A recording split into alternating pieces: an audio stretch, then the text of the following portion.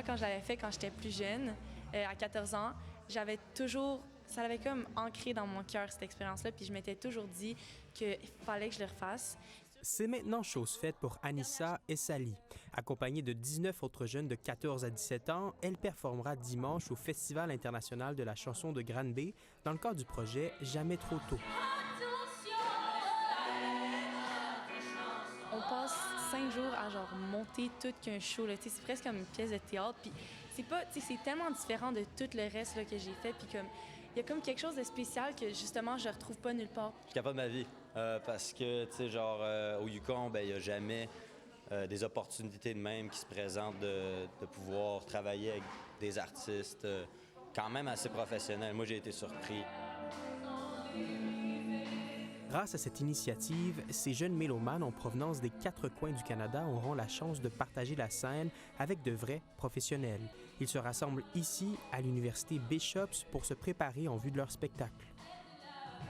Si on a un point commun ici, c'est bien la musique.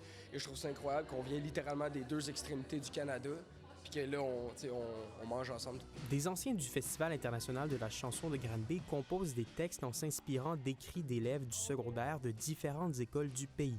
Les 20 jeunes sélectionnés pour le projet Jamais trop tôt interprètent ensuite ces chansons. La crème de la relève musicale franco-canadienne se rassemble pour une semaine intensive depuis 15 ans. Ces adolescents sont coordonnés par Andréane Amalette depuis 13 ans. Les défis liés à ça, c'est faire tout ça en 5 jours, principalement, ce qui est quasi impossible dans le milieu professionnel. Fait qu'on leur demande à 14 ans d'être meilleurs que des pros. Je suis les rails d'un train, mais il faut que le train soit en mouvement. C'est eux la locomotive. Il faut qu'il y ait leur discipline. Il faut qu'il y ait un mouvement qui se crée parce que j'ai pas le temps et l'énergie de tirer sur eux. Tout le monde est vraiment gentil et ils sont tous plus âgés que moi parce que j'ai 14 ans et tout le monde d'autre est comme 17.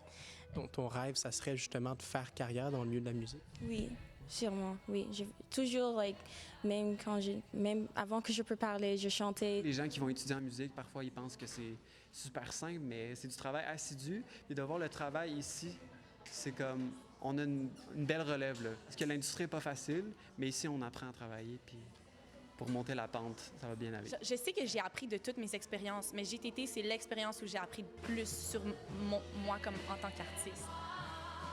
Ici Cédric Bérubé, Radio-Canada, à l'Université Bishops.